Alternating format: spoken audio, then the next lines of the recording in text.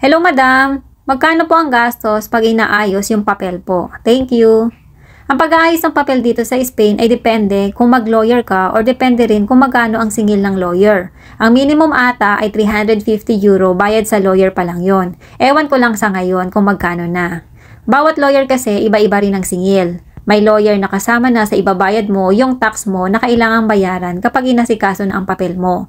Maybe estimate naman na 500 euro more or less ang babayaran mo sa lawyer kasama na doon yung tax mo. Yung friend ko dati, 700 euro bayad niya sa lawyer niya. Pero mabilis naman kumilos yung lawyer niya kaya nagkapapel siya kaagad. Pwede rin naman na mag-agent ka lang kung sakaling nagtitipid ka. Malaki ang matitipid mo. At pwede ka rin namang mag-walk-in, yung ikaw na mismo ang maglalakad ng mga dapat mong asikasuhin sa papel mo. Wala kang tao na dapat bayaran, pamasahe mo lang. Kaya lang, syempre, dapat alam mo o may alam ka mapagtatanungan kung ano ang mga dapat gawin at kung saan mo dapat ipapasa at kung paano ka makakakuha ng schedule para maipasa mo ang mga documents mo. Kaya advisable na pagbago pa lang ay magpaasikaso ng papel. Kumuha na lang na mag-aasikaso kasi paano kung magka-problema para may tutulong sa iyo kung ano ang mga dapat mong gawin at para din may advice ka in advance kung okay or kompleto ba ang mga requirements mo. After ng gastos na mag-asikaso ng papel mo, pagkuha naman ng mga requirements. Need mo kumuha ng NBI sa Pinas na naka-apostille.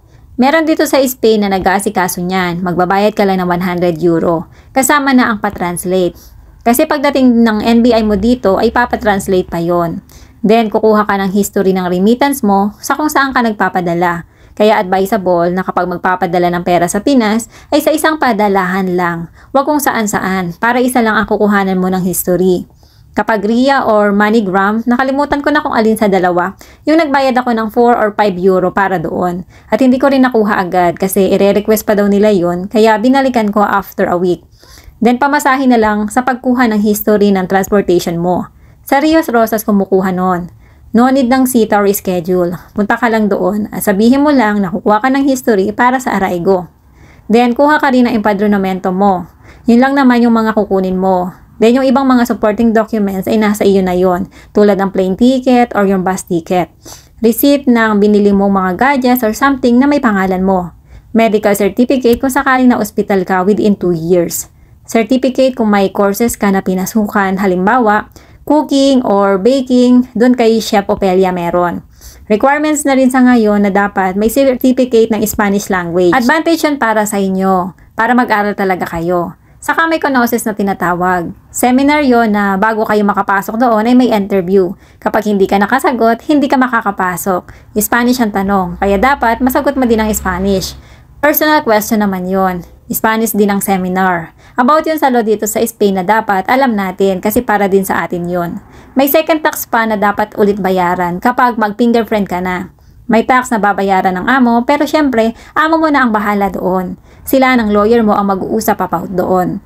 Depende pa pala kung saang bansa kayo galing bago kayo nagpunta dito sa Spain. Kasi kung nagtagal kayo sa bansa na yon at may tatak ang passport nyo, need kumuha ng police clearance sa bansa na yon.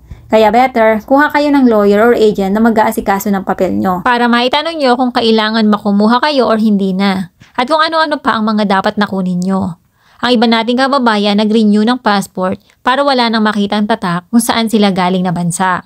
Kaya lang, kung ang ibang documents mo ay nakalagay doon yung old passport mo, baka hanapan kayo ng old passport. Sa pagkakaroon ng papel dito sa Spain, ay depende rin kasi kung kanino mapatapat na officer yung papel mo.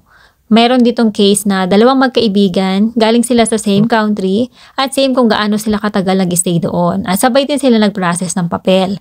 Yung isa ay na-approve ang kanyang papel, pero yung isa ay hinanapan siya ng NBI kung saan sila bansa galing. Kaya kailangan niyang i-comply kung ano yung kailangan bago i-approve yung kanyang papers. Kaya medyo natagalan ulit. Kailangan niya talagang kumuha ng NBI doon sa bansa na kanilang pinanggalingan. Tapos ipapasa nila ulit iyon doon sa delegasyon.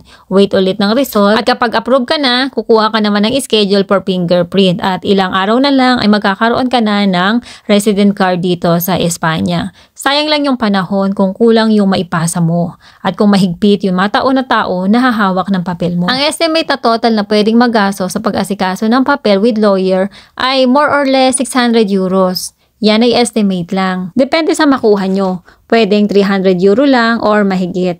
Nasa inyo na yon pag andito na kayo. Yung 600 euros pala sa pesos ay nasa 36,000. Malaki din pala. Kaya mag-agent na lang kayo para masipit. Marami na ditong agent na nag-aasikaso ng papel.